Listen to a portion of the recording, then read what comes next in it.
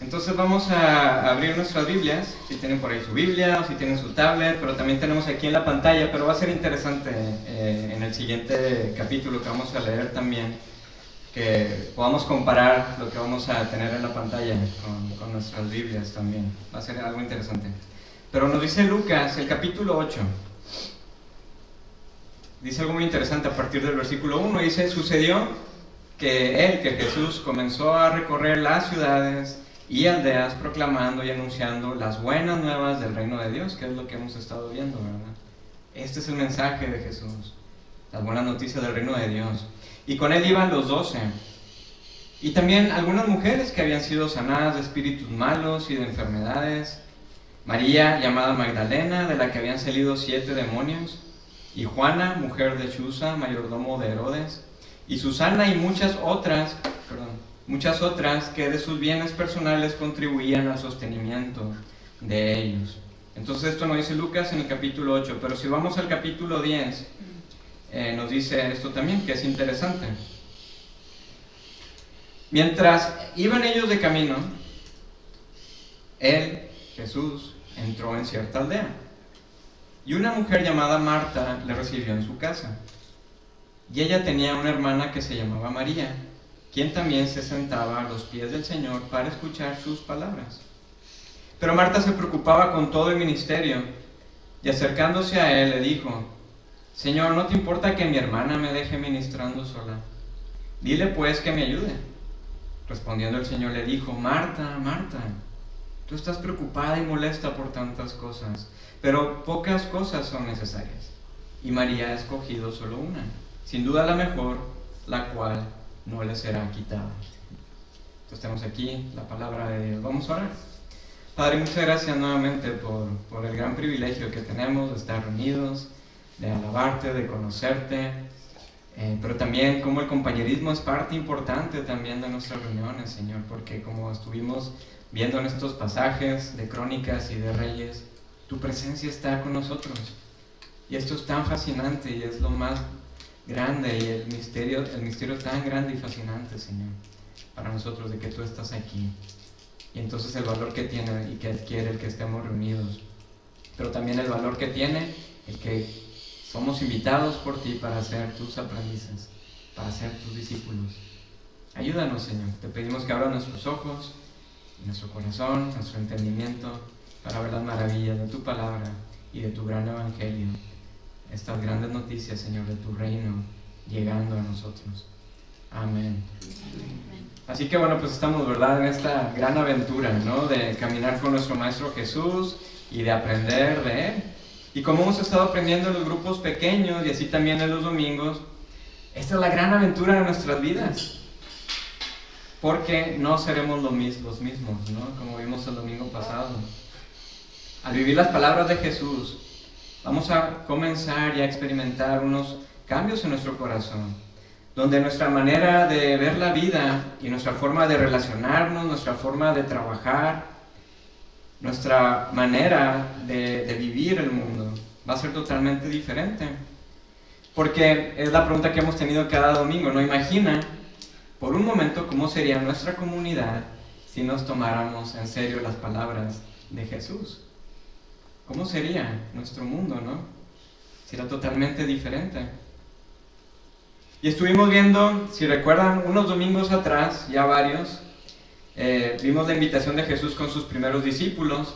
¿Recuerdas quiénes eran ellos? Que está Jesús en Galilea, y si recuerdas va con una pareja de hermanos, ¿no?, con Simón y con Andrés, que son pescadores, y les dice: síganme, vengan conmigo. Y después va con otra pareja de hermanos, con Jacobo y con Juan, también pescadores, todos ellos de la región de Galilea. Y como vimos en aquella ocasión, era muy interesante que esta región era tan insignificante que de hecho había una burla entre los israelitas que decía: ¿de Galilea puede salir algo bueno? ¿Y todo esto detuvo a nuestro maestro para hacer esto tan grande? Para nada, porque él hace y sigue haciendo cosas asombrosas con lo que el mundo aborrece y el mundo desprecia. De hecho, es interesante saber que Jesús también era galileo. Era del pueblo de Nazaret. Vemos cómo Jesús se identifica con los marginados y con los rechazados. No con la realeza, no con las élites, ni con los religiosos, ni con los políticos. Y vimos entonces que Jesús, ¿verdad?, está proclamando su evangelio y dice: el reino de Dios se ha acercado. Arrepentíos y creed en el evangelio. Esta es la gran declaración, porque es la grande posibilidad de tener el cielo en la tierra. La gran conexión sucediendo de nuevo. Esa conexión que sabemos que se ha perdido en el Edén. Ahora Jesús nos abre las puertas a esta gran posibilidad de su reino. Y con este gran anuncio, entonces, Jesús está invitando a otros a su movimiento. Invita a los pescadores y estos dejan sus redes y lo siguen. Y si seguimos leyendo cada uno de los evangelios, sabemos que luego invita a Mateo, que es un funcionario de Hacienda. Por lo tanto, era considerado como un apestoso, ¿no?, y traidor a la nación de Israel. Pero también Jesús lo invita.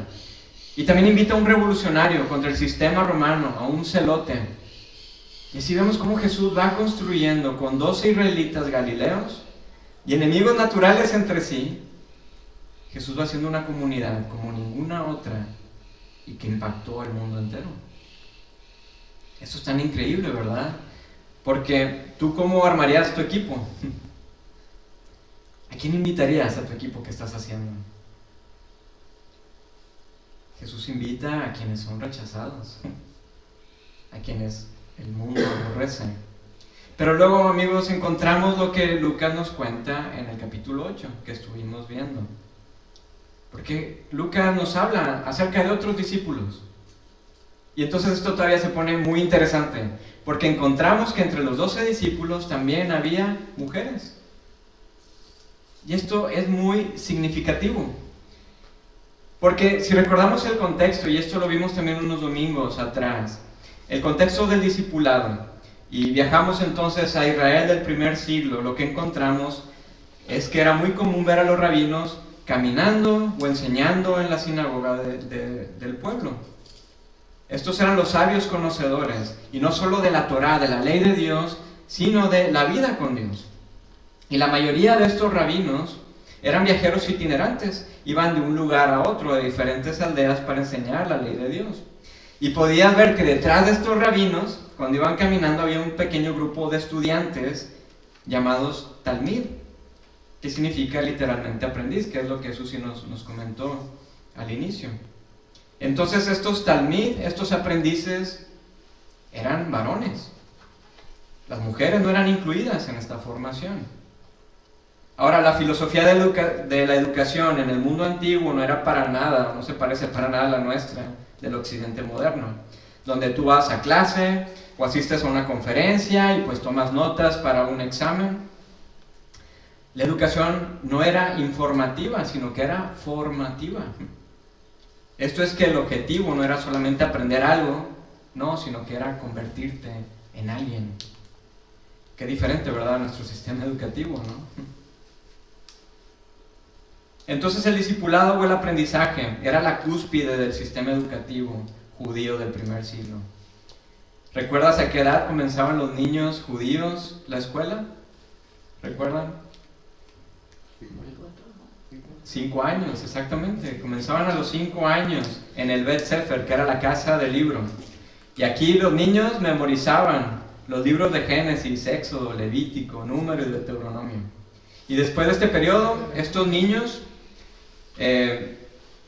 después del periodo del Bet Sefer, la mayoría de los estudiantes pues ya volvían a sus casas, aprendían el oficio de la familia, pero los mejores de los mejores pasarían a un segundo nivel de educación, que era la Bet Midrash, o la casa del aprendizaje, donde iban a continuar sus estudios. Y ya para la edad de 17 años, los aprendices ya habrían memorizado todo el Antiguo Testamento. Qué increíble, ¿no?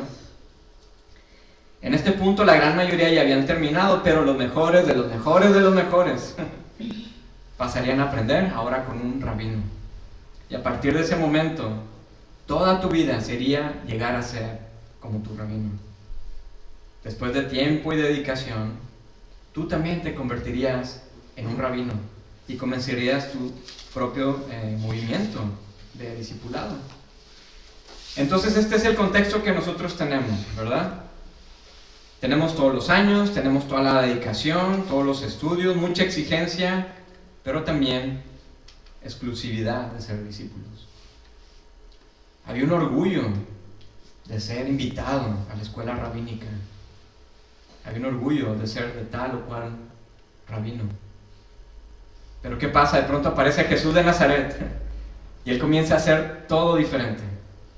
Y algo muy notable en su ministerio. Porque Jesús nunca limitó a quienes podían recibir sus enseñanzas, porque todos eran bienvenidos a su presencia. Él llamó a personas ordinarias para hacer algo extraordinario. Encontramos en los evangelios que Jesús a menudo predica en las grandes multitudes, en lugares al aire libre, donde todos podían oírlo, independientemente de su sexo, de edad, de su estatus social o su nacionalidad. Es más, cuando Jesús enseña en el templo, muchas veces lo hace en los atrios públicos, que eran las zonas accesibles a cualquier público. ¿Recuerdas cuando los niños están tratando de acercarse a Jesús? Bueno, este rabino Galileo hacía cosas totalmente fuera de las normas y la cultura judía, porque él también recibía a los niños, que incluso les dijo a sus discípulos que el reino de Dios es para quienes lo esperan con tal anhelo como los niños. Entonces Jesús descoloca a todos, ¿verdad? Y vemos que la hospitalidad de Jesús es escandalosa para los religiosos, pero es tan asombrosa para todos los demás, tan maravillosa. Entonces, en medio de las diferentes escuelas rabínicas era extraño ver a este movimiento galileo con una mezcla de aprendices, hombres y mujeres, y de muy diferentes contextos y etapas de vida, pero todos ellos van viajando de aldea en aldea predicando las buenas noticias del Evangelio. Y es interesante entonces el énfasis que hace Lucas en el capítulo 8, de que las mujeres eran quienes contribuían para el sostenimiento de todos. Estas mujeres no se dedicaban solamente a las tareas domésticas o a preparar los bocadillos de los hombres. No. Ellas también eran invitadas a esta nueva comunidad que Jesús está comenzando. Esto, amigos, es el inicio de la recuperación de la visión del Edén. Y esto para nosotros debe ser algo fascinante también, porque tú y yo somos invitados a esta gran historia del reino de Jesús. Tú y yo, hombres y mujeres, y niños, y solteros, y casados, o jubilados, todos podemos ser parte de esta gran reconstrucción de todas las cosas. Es algo que supera nuestra comprensión. Y ahora Lucas no solamente nombra a estas mujeres que vimos en el capítulo 8, sino que ahora como que si tiene una cámara nos enfoca, ¿no?, a otro talmid, a otro grupo de aprendices. Y nos centra a las hermanas Marta y María, de quienes también en los evangelios vamos conociendo un poco acerca de los detalles de la familia de ellas, pero también del gran amor que Jesús tenía por ellos. Ellas son hermanas de Lázaro, a quien Jesús resucitaría de la muerte, y quien también nos dice el Evangelio de Juan que era un discípulo amado. Jesús amaba a esta familia, a Lázaro, a Marta y a María. Y vemos también con esto que Jesús no solamente hace una comunidad de aprendices, ¿no?, una relación de maestro y discípulo, ¿no?, sino que Jesús hace una comunidad de amigos y una comunidad de familia. En una ocasión comentó que sus discípulos son su madre, hermanas y hermanos, quienes siguen su palabra. Y esta es una hermosa declaración, ¿verdad? ¿Qué sientes al escuchar esto que dice Jesús? Que sus discípulos son su madre, su hermana, sus hermanos. Esto es algo totalmente revolucionario y también algo tan íntimo. Así que entonces Lucas se toma la molestia de hablarnos ahora de estas hermanas, porque esta historia es también importante para nosotros en nuestro contexto. Y es muy profunda para nuestro aprendizaje y nuestra práctica del camino de Jesús. Porque al entender bien el contexto y los detalles y lo que hay antes y después de esta historia, además de comprender también el contexto del idioma original, encontramos que esta historia es mucho más que una rara disputa doméstica entre dos hermanas o una simple elevación de una vocación sobre otra. Recuerdo que cuando escuchaba muchas veces la predicación de este pasaje, pues se contaba que Jesús entra a la casa de Marta, ella está abrumada en la cocina, mientras que su hermana María está a los pies de Jesús aprendiendo de él. Y luego Marta en su frustración le pide a Jesús que intervenga, ¿verdad? Y luego nuestro rabí como que le da una lección de lo que está haciendo su hermana es mucho mejor que estar con las tareas domésticas. Bueno, no sé si notasteis la traducción que leímos al principio. Esta sería una traducción interlineal del griego. Esto quiere decir que sería como una traducción más literal, ¿no? Palabra por palabra.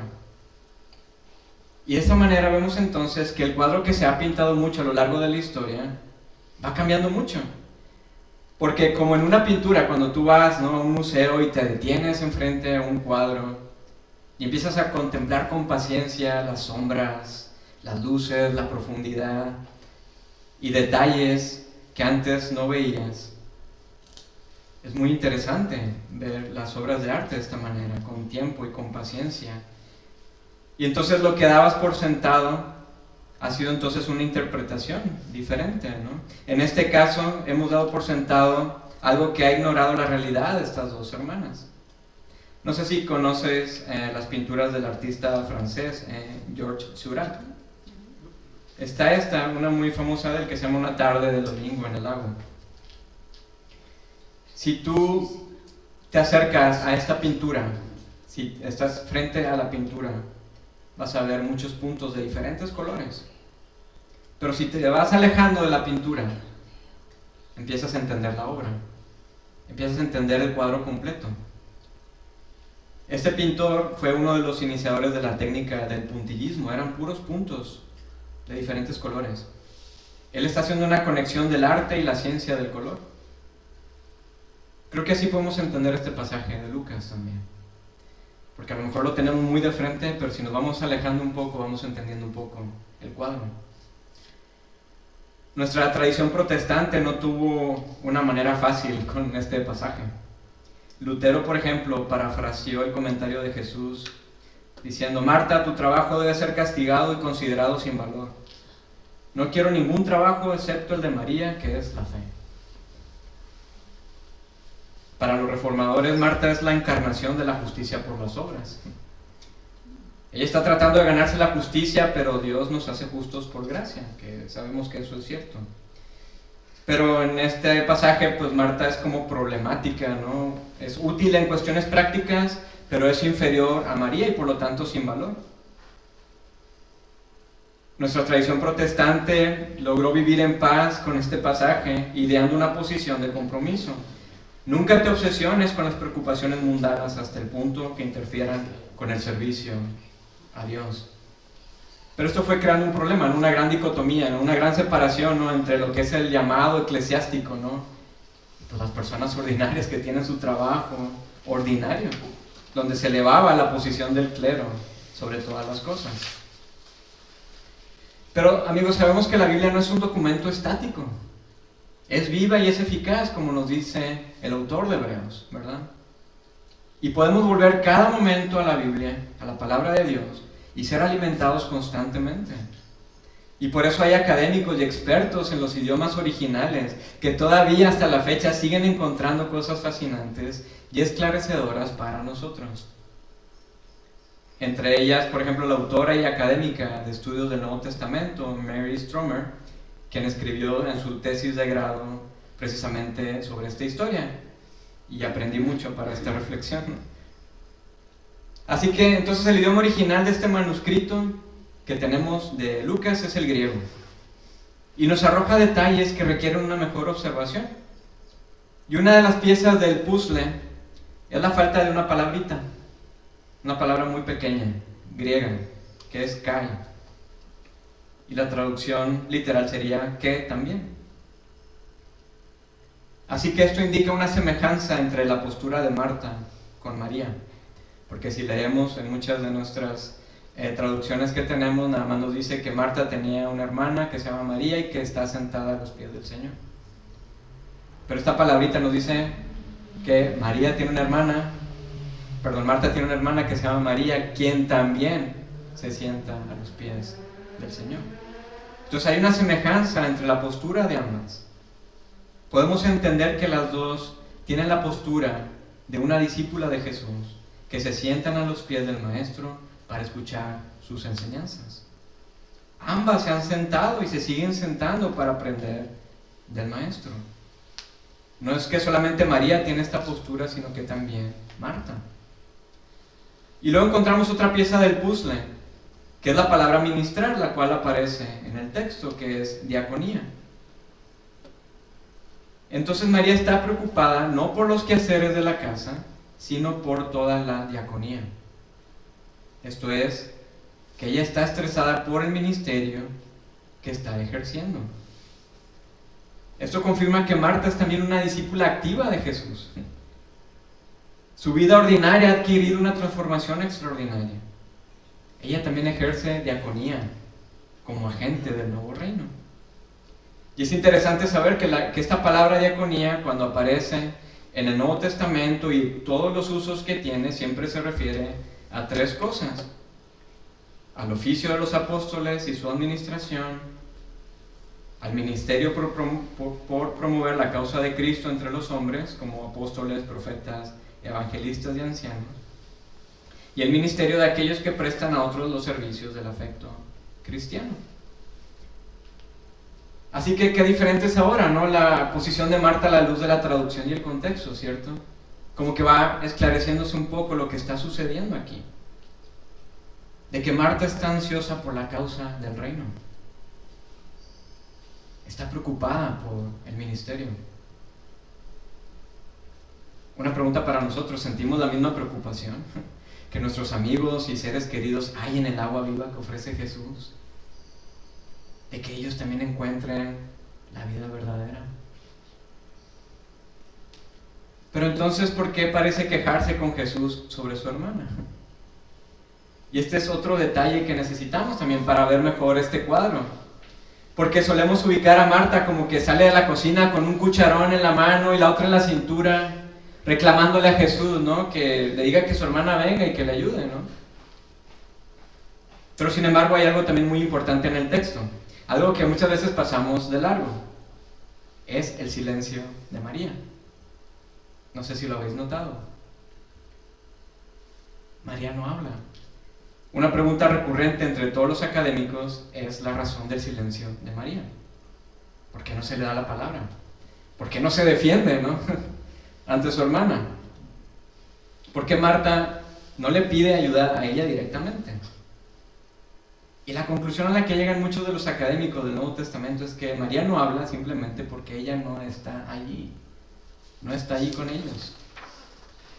María ha dejado físicamente a Marta y tal vez se aleja con frecuencia para dedicarse a su propia diaconía. Marta asume que Jesús sabe dónde está María porque le pide a Jesús: dile pues que me ayude.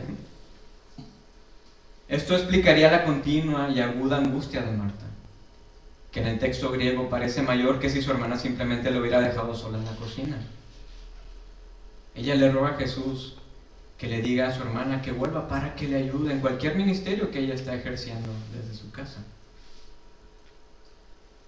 Ahora sabemos, como nos ha dicho Lucas, ¿no?, que muchas mujeres están viajando también con Jesús y los 12.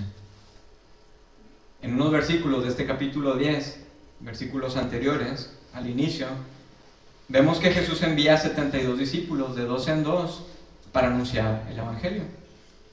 Así que entre ellas muy probablemente estaría María viajando también y haciendo ministerio. Esto es, sirviendo a las personas, anunciando el reino de Dios, sanando, siendo un agente de florecimiento.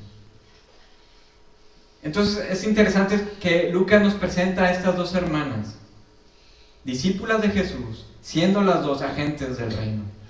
Dos hermanas que fueron invitadas a algo mucho más grande que ellas mismas. Mujeres que incluso otros rabinos menospreciarían por su género, pero que para Jesús son sumamente valiosas. Así como los pescadores dejaron sus redes en su momento, o Mateo sale de su oficina de Hacienda, o Simón el Celote rinde sus armas de la revolución, estas mujeres también dejaron cosas por seguir a Jesús. como vimos el domingo pasado, ¿no? Ellas también tomaron su cruz y siguieron a Jesús. Y nuestro Maestro es tan compasivo y tan lleno de gracia. Tal vez los desafíos que encontramos en los evangelios de Jesús pueden sonar como desastrosos, pero Él no destruye nuestras vidas. Al contrario, Él las construye. Estamos fragmentados por nuestro pecado, pero vemos que Él toma cada una de las piezas de nuestras vasijas rotas y las une cuidadosamente como un buen alfarero que es. Entonces Jesús muestra compasión y emoción en su trato con Marta. Mientras ella está procesando su preocupación y su propio estrés, vemos que Jesús la llama con el doble vocativo: Marta, Marta. Jesús conocía a Marta mejor que ella misma. Y Jesús identificó el verdadero problema de Marta. Jesús nos conoce a ti y a mí. Él conoce nuestras debilidades, Él conoce nuestras preocupaciones, nuestras ansiedades. Jesús sabe que somos débiles y frágiles. ¿Y Jesús nos da una regañina? No, para nada. La teóloga británica y directora del Centro Teológico Westminster, Lucy Pepiat, comenta algo muy interesante al respecto sobre esto de Marta, Marta. Ella dice: solo hay 7 ocasiones en la Biblia en las que Dios utiliza un nombre 2 veces, y todas ellas son momentos profundamente significativos de llamado. Lo vemos con Abraham, con Jacob, con Moisés, con Samuel, con Marta, como lo tenemos ahora, con Simón Pedro y con Saulo. Marta es la única mujer de la lista. Creo que ella ocupaba un lugar especial en la vida de Jesús y que Él conocía su potencial. Esta historia no trata de 2 hermanas que discuten, sino de Jesús empoderando a las mujeres y llamándolas a seguirlo, señalando que la intranquilidad y la ansiedad solo serán un obstáculo. Su mensaje sigue siendo válido para todos sus discípulos 2000 años después. Y es lo que vamos viendo, lo interesante, ¿verdad? Como lo vemos también en el libro, de que cualquiera puede ser discípulo de Jesús, ¿verdad? En este caso estamos viendo que las mujeres también. Ahora Jesús conoce a Marta mucho mejor de lo que se conoce ella misma. Y Jesús conoce el problema, es la ansiedad. Y Jesús ya había abordado el tema de la ansiedad en su sermón del monte con sus discípulos. ¿Y por qué lo hace Jesús? Porque Él nos conoce mucho mejor de lo que nos conocemos a nosotros mismos. Y nuestro Maestro nos dice, esto es en el sermón del monte, en Mateo 5, no os preocupéis por vuestra vida, qué comeréis o qué beberéis, ni por vuestro cuerpo, qué vestiréis. Pero buscad primero el reino de Dios y su justicia, y todas estas cosas os serán añadidas. Por tanto, no os preocupéis por el día de mañana, porque el día de mañana se cuidará de sí mismo. Bástele a cada día sus propios problemas. Pero somos muy preocupones, ¿verdad? Y llenos de ansiedad. Y nuestro Maestro nos dice: Guille, Susi, no te preocupes. Y es interesante encontrar en el Salmo 1 la actitud de un aprendiz, que nos dice: cuán bienaventurado es el hombre y la mujer que en la ley del Señor está su deleite, y en su ley meditan de día y de noche. Serán como un árbol firmemente plantado junto a corrientes de agua, que da su fruto a su tiempo, y su hoja no se marchita. En todo lo que hace, prospera. Nuestro deleite debe ser en nuestro Señor, en nuestro Maestro, en estar con Él, ¿verdad? Esta es una ilustración muy sencilla, pero también profunda, porque sabemos que los árboles pues son afectados por las experiencias de los cambios climáticos. No todos los días son primavera, sino que también los árboles están sometidos a las heladas y las tormentas, pero mantienen su raíz y con vida cuando están conectadas a corrientes de agua. Sabemos que nuestra fuente de agua viva es Jesús. Así entonces, amigos, Marta, en medio de su ansiedad y preocupaciones, se acerca al Maestro y ella recibe confort. Jesús la conforta. Jesús le recuerda que el estado del discípulo es uno de confianza. Marta, Marta. Y además la anima diciéndole que su hermana ha tomado una buena decisión en dedicar una etapa de su vida como misionera al compartir el Evangelio. De todas las cosas buenas, ella tomó una buena decisión, la cual será honrada.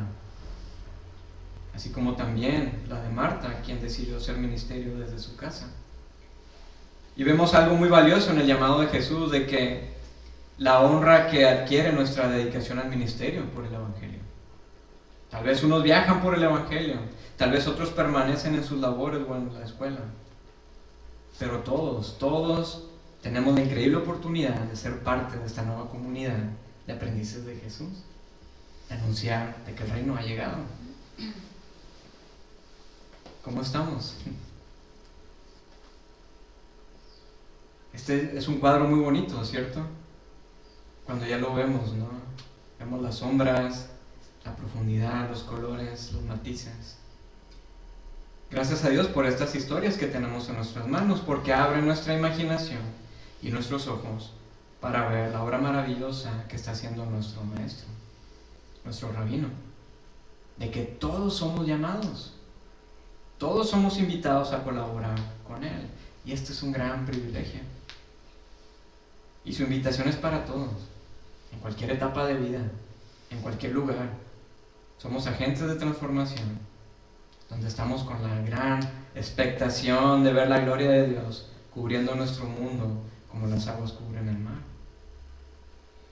Así que sigamos aprendiendo también de estas mujeres ejemplares de las cuales nos habla Lucas, que fueron muy importantes también en la proclamación del Evangelio. Marta y María son para nosotros un gran ejemplo de discipulado en nuestro tiempo, ¿verdad? Oremos.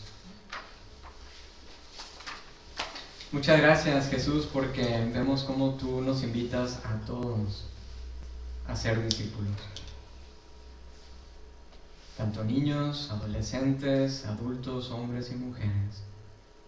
Incluso nosotros, quienes somos israelitas, que estamos acá en España, también somos invitados a ser tus aprendices, a ser este grupo de Talmid. Y qué fascinante, Jesús. Gracias por ello. Ayúdanos a seguir aprendiendo de ti, a seguir caminando contigo, a estar contigo, pero también a hacer las obras que tú haces, que es traer, Señor, sanidad a nuestro mundo y proclamación, Señor, de que tú estás haciendo las cosas totalmente nuevas. Gracias por este tiempo, y ayúdanos también cuando estemos tomando el pan y el vino del gran privilegio que tenemos de ser invitados a tu comunidad. Gracias, Jesús, te lo pedimos en tu nombre. Amén.